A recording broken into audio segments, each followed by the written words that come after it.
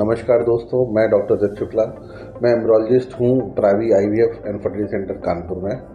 सबसे पहले मैं अपनी medical director doctor Monika Sachdev का बहुत तहे दिल से शुक्रिया अदा करना चाहूँगा, क्योंकि आज जिस टॉपिक पे हम लोग बात करने वाले हैं, मैडम उस टॉपिक पे काफ़ी बोल चुकी हैं और मुझे पता है बहुत हद तक वो चीज़ आपको क्लियर भी होगी। IUI, intra uterine insemination, madam ने उसको क्लिनिकल पर्सपेक्टिव से काफ़ी अच्छा समझाया है। आज मैं उसको एक एम्ब्रोलॉजी वाले पर्सपेक्टिव से समझाने की कोशिश करूँगा। उसमें मेन चीज़ें हैं, IUI में हम सक्सेस रेट कैसे देखेंगे, IUI में सीमेन प्रिपरेशन कैसे होता है, IUI प्रोसीजर कैसे होता है। इन सब चीज़ों को समझने के लिए सबसे पहले हमको IUI की डेफिनेशन समझनी होगी।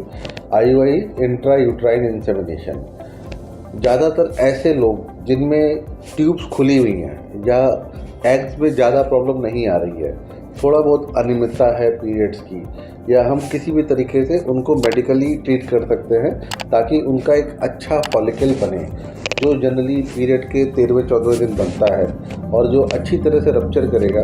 मतलब जब एग रिलीज़ हो रहा है और अगर ट्यूब खुली हुई है तो कभी कभी टाइमिंग की वजह से, कभी कभी छोटी मोटी कोई प्रॉब्लम इन्फेक्शन की वजह से अगर वहाँ पर फर्टिलाइजेशन ट्यूब्स पे नहीं हो पा रहा है तो उसको हम लोग असिस्ट कर दें। असिस्ट कैसे कर दें कि हस्बैंड के सीमेन को लेकर के उसमें से इम्प्योरिटीज हटा करके यूट्रस के अंदर ले जा करके उस पर्टिकुलर टाइम पे जब फॉलिकुलर रप्चर कर रहा है, जब फॉलिकुलर टूट रहा है, मतलब एग रिलीज़ हो रहा है, तो उससे एग और स्पर्म के मिलने की संभावना को हम 10 से 12% तक बढ़ा देते हैं। तो इसका मतलब IUI की जो सफलता दर है वो जनरली 10 to 12% होती है और अच्छी हो सकती है अगर पेशेंट की एज कम है, लेस देन 30 है और ग्रॉस अबनॉर्मलिटी कोई ज़्यादा नहीं दिख रही है, तो उस केस में ये 12 से 15% तक हो सकती है। बट अगर कोई ये बोलता है नहीं, IUI में 15 से ज़्यादा परसेंट या 20-30%, कई होते हैं एंथुजियास्ट जो बोल देते हैं, ऐसा कुछ भी नहीं होता। On an average world wide accepted IUI success rate is only 10 to 12%।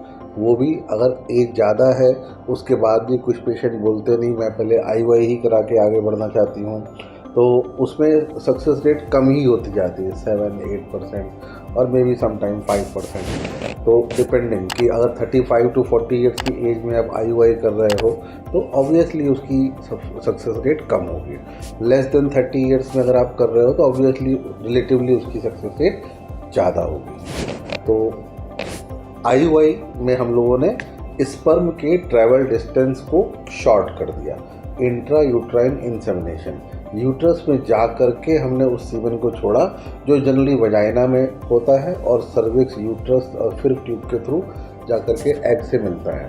तो स्पर्म की जो ट्रैवल ड्यूरेशन है उसको शॉर्ट करने से उनके फर्टिलाइजेशन, एग के फर्टिलाइजेशन की पॉसिबिलिटी को बढ़ाया और उसकी सक्सेस रेट जनरली 10 से 12% ही होती है। अगले वीडियो में बताऊंगा कि ये स्पर्म जब डालते हैं या सीमेन को प्रोसेस करते हैं तो उसकी क्या टेक्निक होती है। Keep watching.